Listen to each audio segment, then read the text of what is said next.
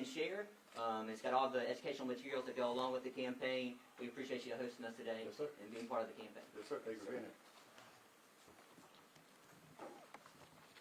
Well, good morning, everybody. We appreciate you being here. I appreciate all of the our speakers that are here today. And I know we have quite a few of our Wake County principals. Thank you for what you do each and every day to educate our kids. My wife serves in Wake County also as an educator. And so I appreciate the work that you guys do each and every day to make sure our kids are ready to perform and be good citizens when they leave your schools. And so appreciate that. This campaign, NC S.A.F.E, stands for Secure All Firearms Effectively. The campaign actually started about 2 years ago, but we're expanding it now to NC S.A.F.E for schools. And the campaign is going to really focus on making sure that we can reach the school population, our parents, our students, our educators that work in schools each and every day to help us spread this message about how important it is to safely store firearms in the home so those guns don't end up on y'all's campuses. We want to make sure that those guns don't end up on campuses because what we know is when they do, it causes a huge disruption to the educational environment, and we want to make sure that we can not have that happen. It terrorizes our teachers, it terrorizes our kids that are on those campuses, and as a parent, where I've had a child that has had to go through code red lockdowns, I can tell you it terrorizes us also because we want to know what's happening with our kids and make sure that they're safe each and every day. So the campaign itself, as I said, started 2 years ago, and we're expanding to schools. This will be a approach where we're actually trying to attach this to all 115 LEAs across the state of North Carolina, but Wake County was gracious enough to be the first ones to partner with us, and so we wanted to make sure to kick off the event here in Dr. Taylor's backyard, since he's been a gracious host for us today. And we also want to thank the Wake County School Board, who passed a resolution last year on safe storage in their school district. And so they've been great partners, and now we want to make sure that we can expand this to all school districts across the state of North Carolina. Why is this important? Gun deaths are the #1 killer of kids in the state of North Carolina due to accidental death. That rate has increased since 2020 by almost double. The number of kids that are dying due to firearm deaths in the state of North Carolina. That's both suicide and homicides that we're seeing. And most of those guns that are used in those incidents are coming from people's homes or are stolen guns that are coming off the street and getting into the hands of kids. And so these incidents are preventable. We are also double the national average in the number of young people that have died due to firearms in the last year. And so we need to figure out in North Carolina, how do we change that momentum into a positive one where we're seeing fewer kids that are dying from firearms that are preventable deaths. So last year in the state of North Carolina, we had 87 guns that came onto school campuses.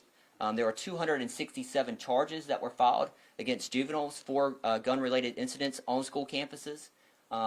Those are preventable events because what we found by looking back at the data was that 75% of those guns came from the kid's own home. It came from their parents, and it was a gun that was not locked up. It was accessible to the child, and they brought it onto the school campus. On the Youth Risk Behavior Survey that was done last year of middle school and high school students across the state of North Carolina, we found that 30% of high school students said within 1 hour they could have a fully loaded gun without their parents' permission. 30% of high school students. We've got to change those dynamics, and we can do it by engaging in this campaign, NC S.A.F.E. And so what we're trying to do is distribute across the state of North Carolina a message of education, and we want to rely on our educators to help us in this process. We want to rely on our PTA members, our law enforcement partners across the state of North Carolina to help us spread this message about safe storage. It only takes a few seconds to lock up your firearm. The same amount of time it takes you to put on a seatbelt, to put a helmet on your child when they're riding down the street on a bicycle, to put a kid in a child seat. These are the same types of good practices that we want people to start practicing with firearms. Because we know in the United States you have a right to possess a firearm, but you also have an awesome responsibility to make sure that that firearm does not end up in the hands of a child or a felon in your local community because you didn't secure that firearm in your home or in your vehicle.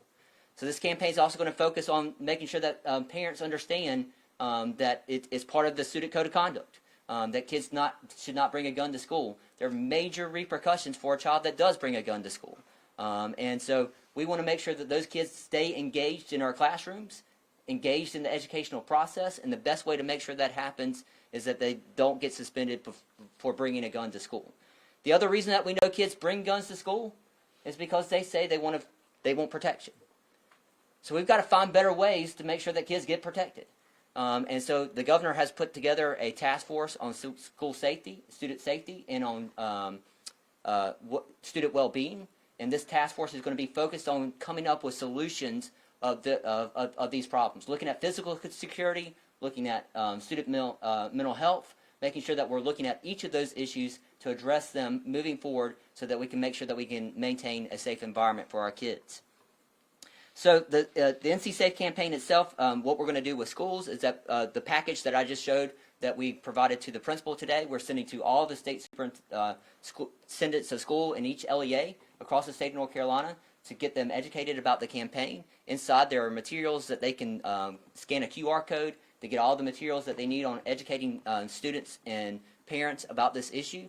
We have materials in the packet that will be sent to school districts that they can do news blasts to their parents. And the materials are all put together already. They can put their own letterhead on it, their own logos on the top of it, and they can send those materials out to parents to educate them about this serious problem.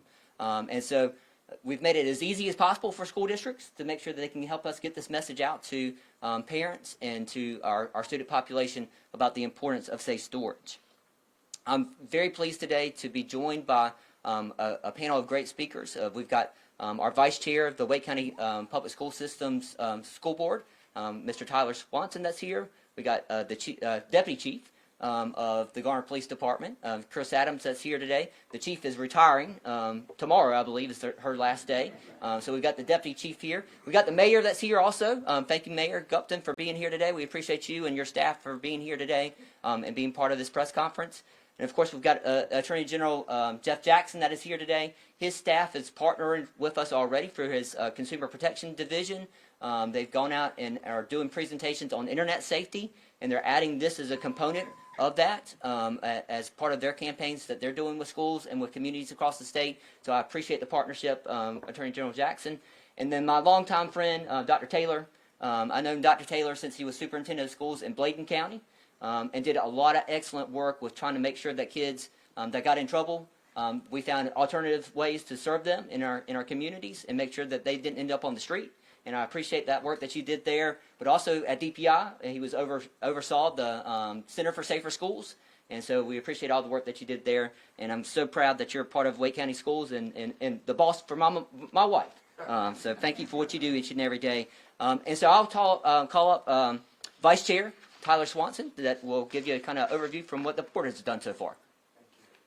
Thank you, sir. Good morning. I am Tyler Swanson, the Vice Chair of the Wake County School Board, and I want to thank each of our speakers for being here today and for your collaboration and partnership in addressing this very important topic of safe gun storage. We are proud to be a part of this initiative and its role to keep our students safe. And thank you to the community for being here as well. We know in order to make meaningful changes, it's going to take the entire community to address this.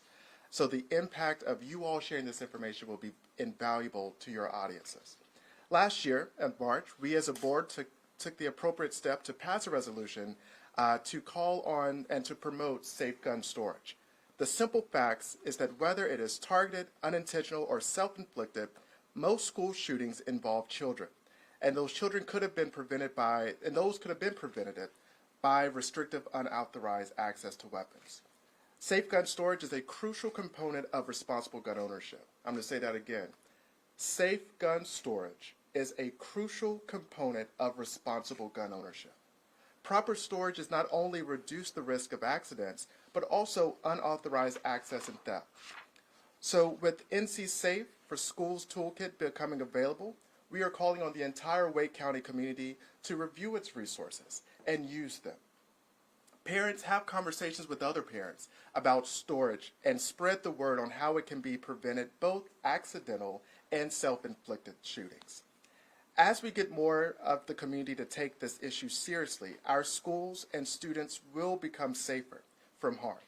And as a district, we can continue to support initiatives and programs like NC S.A.F.E, as well as educating families about the importance of safe gun storage.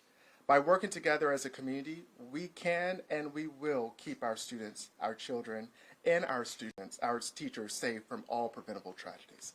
Thank you, and I will now call on Garner Police Deputy Chief Chris Adams.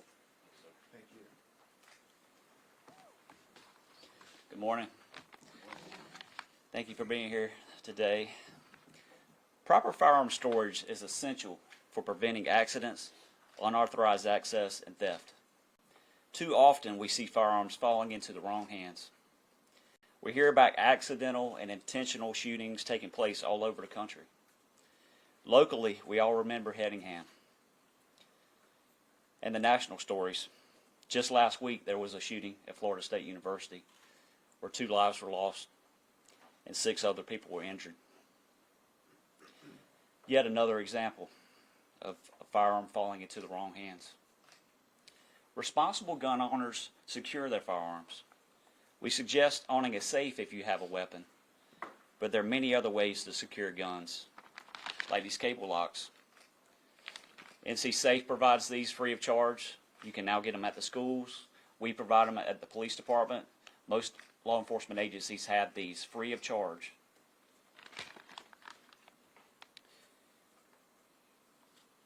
I'd also like to address the theft of firearms from parked motor vehicles. We advise against leaving guns in vehicles, even if they are locked. Thieves are more than willing to bust a car window or otherwise defeat a lock. They know too well that people frequently leave firearms in vehicles. It happens too much. Most of the firearm thefts that we take are from motor vehicles. Lastly, we must protect our youth. It is imperative to prevent firearms from falling into the wrong hands of young people. General Statute 14-315.1 addresses the storage of firearms to protect minors. You will be charged with a crime if you violate this law. Too much tragedy has occurred for us to treat this matter lightly. Please help protect our youth, including our Wake County Public School System students and other innocent victims who might fall prey to something that is 100% avoidable. Thank you. Next, I'd like to invite up our Attorney General of the great state of North Carolina, Jeff Jackson. Morning, sir. Many thanks to all of you for being here for a very important occasion, a very important program. Just want to agree with everything we just heard and to underscore something. Most of the guns that are stolen in North Carolina are stolen out of cars. Most of the guns that are stolen are unsecure. Safely securing your firearm is an essential component of being a responsible gun owner. And it's a piece of being a gun owner that just about all of us agree on. No one's against safe storage of firearms. This is a really contentious debate overall about firearms and the politics of firearms. But safe storage isn't contentious. It's consensus. Everyone pretty much agrees that this is a common sense thing we should all be doing to keep guns out of the hands of kids and criminals. Tens of thousands of these gun locks have been distributed for free here in North Carolina, pursuant to a vote by the General Assembly that was practically unanimous in support of this program. In 2 short years, a tremendous amount of progress has been made, both in awareness about why this is important and in distributing actual hardware to help save lives, including to 10,000 members of the North Carolina National Guard. I'm a member of the National Guard. We all got one. I think that's fantastic. Building on the proven success of this program now is this next step, reaching into our schools with awareness but also with hardware. Only good things can come of this. Versus what happens after a gun is stolen out of a car. At that point, only bad things can happen. Those are the guns that end up being used in crimes. And how do we know that? Because people committed a crime to get the gun. I've served in the military now for 23 years. Basic training, the very first thing you learn when they put a firearm in your hand is basic safety with respect to that firearm. As citizens, basic safety with respect to firearms includes safe storage. Half of households in North Carolina have firearms. Half. We are a state that values and exercises our Second Amendment right, and that's great. This is a piece of what being a responsible gun owner means that virtually all gun owners themselves agree on. We just want to make sure we get the message out and we get the hardware out free of charge to make sure that folks are acting on the beliefs that they hold, which is we should be doing a little bit more with respect to storage to keep guns out of the hands of kids and criminals. Thank you all for being here, and I'm going to be followed by a die-hard Rams fan and a superintendent as well. Doctor, come on up.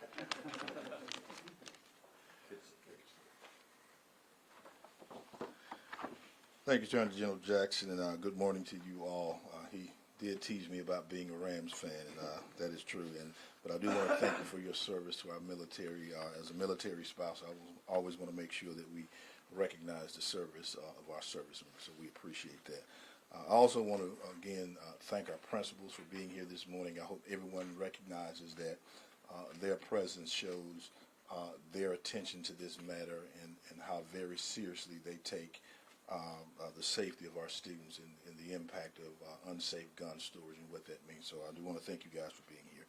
So again, we're here today with this panel of community leaders because the safety of our children is not just a priority to our district. It is a responsibility that belongs to each and every one of us that are in this room and the people that are outside this room. I do really want to emphasize that. And as superintendent, I get to see firsthand the hopes and enthusiasm and the potential our students bring to their classroom every single day that they show up. But I also carry the weight of knowing that our children are growing up in a world where gun violence is no longer a distant threat.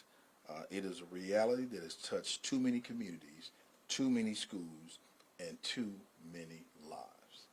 And while the causes of gun violence are complex, there's still one clear preventable factor we must address head on: the unsafe storage of firearms in homes. Unsecured guns can lead to accidental shootings, suicides, and weapons making their way into our schools. Many of those tragedies don't occur on campuses.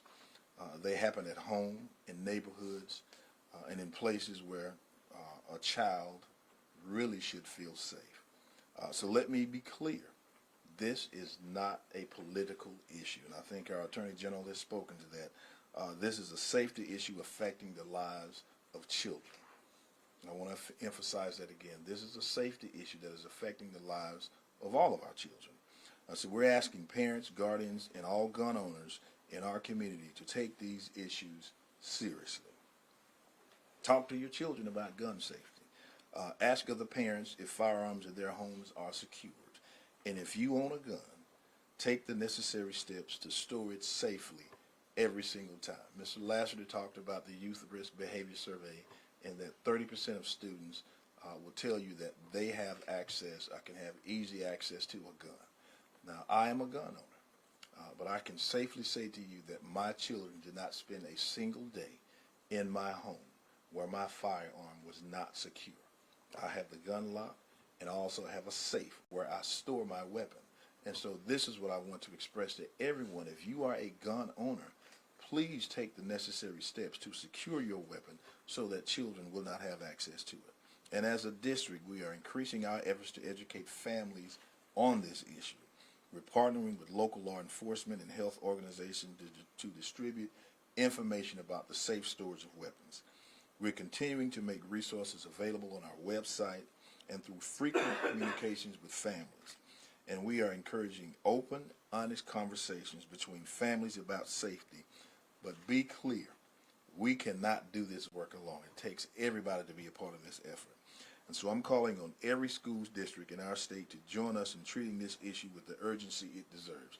Again, Mr. Lassiter talked about the kit that's going out, and I encourage every single superintendent in this state to make sure they look into that box, they share that with their school community. That's 114 other superintendents. So I'm encouraging them to do that. Because the most effective way to stop a tragedy is to prevent it. Make it a priority to educate your communities on the dangers of unsecured firearms. I cannot applaud our school board enough for the steps they've taken to make sure that this is an issue that we all address. I do recognize that the Wake County Public School System is a leader of school districts not only in this state but in this nation, and I think that is the kind of leadership that we need from our board to take that opportunity to share with other districts the roles that they need to take in making sure this is an issue that we address. Our students deserve to walk into their schools without fear. They deserve to learn in a world that protects them. So let's make sure we're doing everything in our power to make this a reality, because our kids, they are counting on us. And so with that, I want to thank you guys for being here, and we will spend the rest of our time taking questions that we may have. And Mr. Lansford, I'll ask you to come back up and facilitate for us. So I'll be glad to take questions. I'll just wrap up by saying one of the other goals of this campaign is really to normalize the conversation, to make it not political, like we just heard from our speakers, so that if you're a parent of a child and your kid's going over to spend the night with a neighbor's kid or a friend, that you have the conversation with that parent about, do you have a gun in your house? Is that gun secure in your house? We want to normalize that conversation, make it a conversation that you have every single time. If your kid has an allergy, you always tell the parent, hey, my kid has an allergy, don't give them any peanuts, right? The same type of conversation that we want you to have as a parent when your kid goes over and spends the night with a friend. Too many tragedies of kids under the age of 10 where a sibling or a friend pulls out a gun and accidentally shoots that other friend. We can prevent those deaths from happening by simply doing safe storage and making sure also those guns don't end up on the school campuses. So I'll be glad to open it up to any questions that anybody has. If any of our media partners have any questions for us. Yes. Hi, I'm Cindy with ABC 11. You've already mentioned this, but could you just repeat again just the trend that we're seeing here in North Carolina and why it's so important to, why are we targeting young people in schools and keeping them top of mind throughout all this? Absolutely. So I oversee juvenile justice in the state of North Carolina, and I will tell you the reason why we initiated this campaign was that we were starting to see the numbers of juveniles that were possessing firearms greatly increase. If you look back at juvenile crime, it was 4% of juvenile crime in 2019, so 5 years ago, involved a firearm, 4% of it. Last year, 14% of juvenile crime involved a firearm. And so that's a huge increase, almost a 300% increase in the number of kids that are possessing firearms while they're committing crimes. Now, the simple act of carrying a gun on a school campus is a crime in itself. But they're also committing crimes of stealing those firearms from vehicles. And I think several of our speakers brought that up. I know Chris brought it up as far as what we're seeing as far as how those guns are getting in felons' hands and also in juveniles' hands.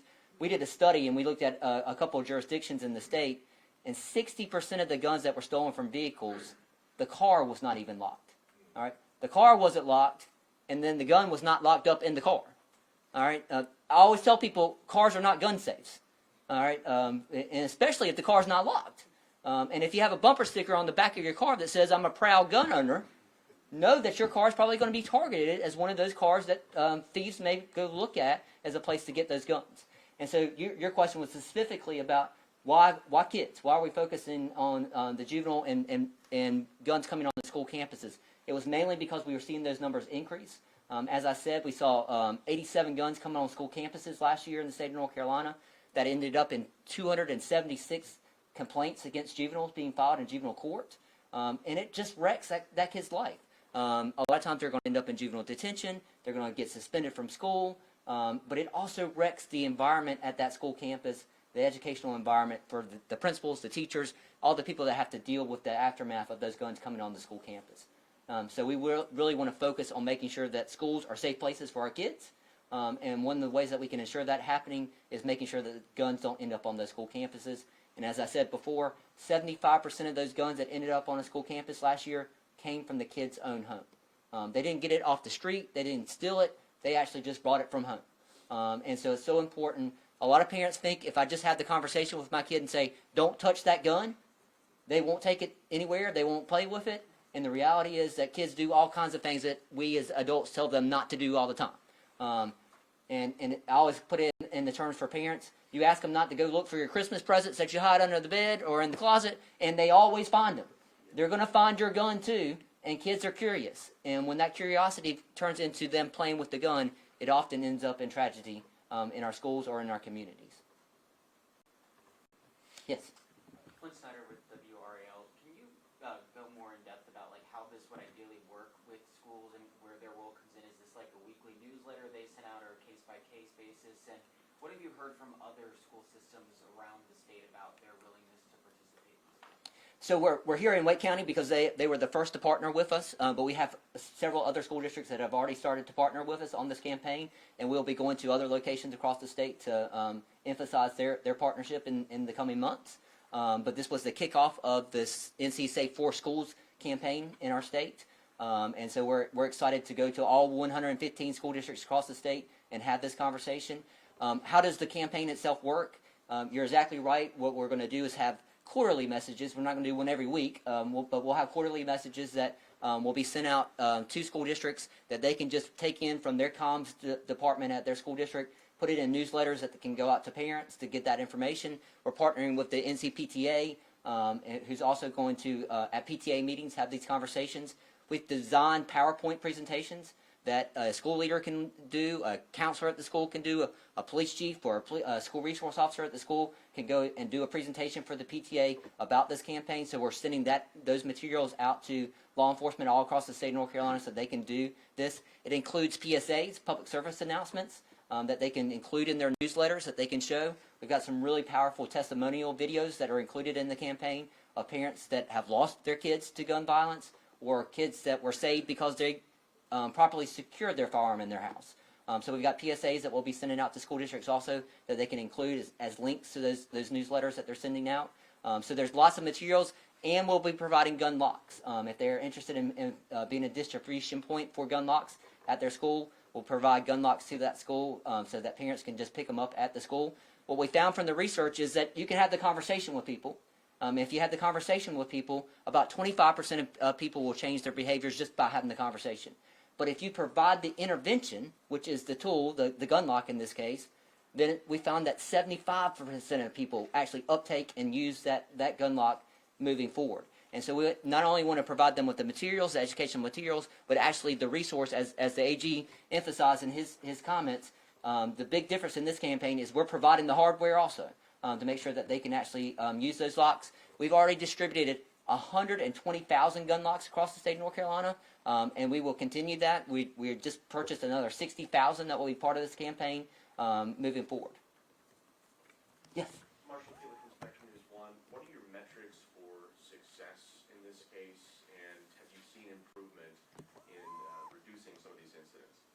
Yeah, so our metric when we started the campaign was, as the AG mentioned in his comments, 42% of households in the state of North Carolina possess a firearm. That's the people that were willing to report it on a survey. There's some people that are very skeptical about providing that data, so we think the number is probably a little bit higher than that, around 50% of households. But what we also know is of those 42% of households, 50% of those households said that they did not properly secure their firearm in their house. And so our goal in this campaign is to reduce that 50%. We want to reduce it to zero, but we know that that's going to be a big hill to climb. So in the first 3 years of the campaign, we're trying to drop that from 50% down to 40%. And each year after that, we would like to reduce that number moving forward.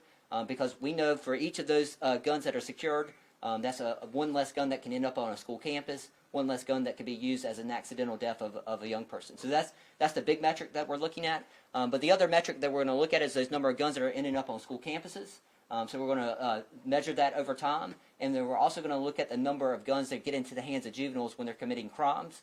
So that 14% I was just talking about a few minutes ago, we're going to measure whether or not we can decrease that 14% back down to a more reasonable number. Hopefully no juveniles will use guns to commit crimes, but we know that there will be some, and we want to make sure that they don't have access to those firearms moving forward. And that 30% that we saw in the Youth Risk Behavior Survey, we want to change that dynamic too. So we've got those 4 big metrics that we're looking at to really make sure that this campaign is moving forward correctly. And we've partnered with RTI International, who is doing the research that's actually going to do an evaluation of the campaign moving forward so that we know that we're meeting those metrics. Other questions? Current use and observer. It was mentioned earlier that it's considered serious and that people will be charged if they allow children to get access to their guns. But considering the level of the severity of crime, how much of a deterrent is that actually the case? Because I believe it's still a misdemeanor or it's not. It is a misdemeanor in the state of North Carolina, and I do know that there are efforts that are being made to change that law to make it more severe. But we won't get into that today because that gets into the political side of it, and we're trying to get a bipartisan approach on this campaign specifically. But I do know that as an adult myself, even getting charged with a misdemeanor in my role, that would be a pretty bad thing. And I think most people in our community don't want to be charged with a crime. I do know that in the case of the Hedingham shooting, we did have the parent be charged in that case. And so we are looking at how that's being used. We're working with the DAs and with chiefs of police to actually work on that law and see if there are tweaks that need to be made to that law moving forward. And so I also serve on the Child Fatality Task Force, and I think we've made some recommendations that I can get to you, Kern, that kind of walk you through some of the changes that we've recommended for additional legislation to make it more severe. But I don't think anybody in our society wants to get charged with a misdemeanor. It affects your job, it affects your credit, it affects all kinds of things that happen in your life. It should be a thing that deters people. But the thing that ultimately should deter people isn't the law. It's that we want to save kids' lives. If you have a child in your house and that child gets access to that firearm and they kill themselves, the guilt that you'll feel for the rest of your life is far more than anything that we can do through the law or through the General Assembly moving forward. And so we're trying to make sure to emphasize the why of making sure that people understand that this is a life safety issue. And that should really be the thing that should be driving gun owners to make the right decision. Yes? Brian Segovia with Univision 40. Can you speak a little bit about the Hispanic community as well? I see that some of the resources you have are in Spanish as well. What have you seen in terms of gun safety regarding the Hispanic community? What is the need there to reach those families as well? Absolutely. So all our materials are in Spanish and in English. And so the gun locks themselves have the materials all on both sides of the card. One side is English, one side is Spanish. But also the materials that are on our website are also in Spanish. We think it's extremely important to reach the Hispanic community. We know that in that community that there are quite a few people that are gun owners. And we want to make sure that this message gets across to them also. We do have a couple of interpreters that are here today, so if you've got some questions after or would like to get some messaging in Spanish, we can do that for you also, and answer some questions that way if that would help out. But we absolutely want to address that community, make sure that they are getting these materials and understand the important. A child's life is a child's life. I don't care what you look like.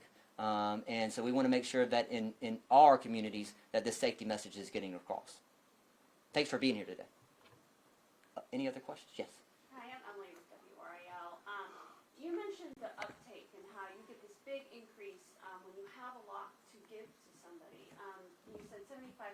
I keep thinking about the 25% who are maybe still not convinced. Is that because they're maybe already practicing safe gun storage, or what are you maybe hearing from some of those people about why they might still be resistant to taking that up? Yeah, so I think that the AG did a great job of emphasizing this. I really don't think that there's that many people that don't want to do this. I think it's educating them about the importance of doing it and making sure that they have the tool to do it with. And so I would say the small resistance that we have seen is that some people that are gun owners say that they want to make sure in an emergency they have quick access to their firearm. That's not an excuse anymore, though. We have biometric locks, safes that are available now that you can use your thumbprint, you can use your voice, you can get into that safe within a matter of seconds and have access to that firearm. And so I don't know why anybody would be against it anymore. It makes good sense. It makes good sense for keeping your stuff. Why would you want somebody to steal your stuff? And guns are an easy target. We found, especially down east earlier this year and later part of last year, it was part of gang initiation for kids to go out and try to steal guns from vehicles.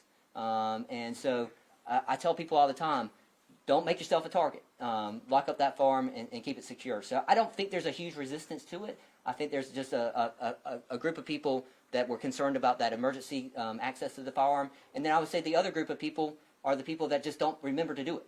And that's the purpose of this education campaign, is to remind them that they have a responsibility to do it, and that the why behind it, it saves kids' lives. Any other questions? We'll take one more. There's one.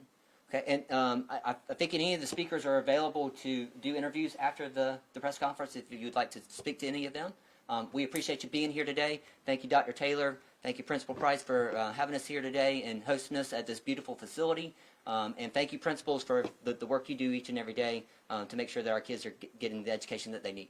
Thank y'all so much.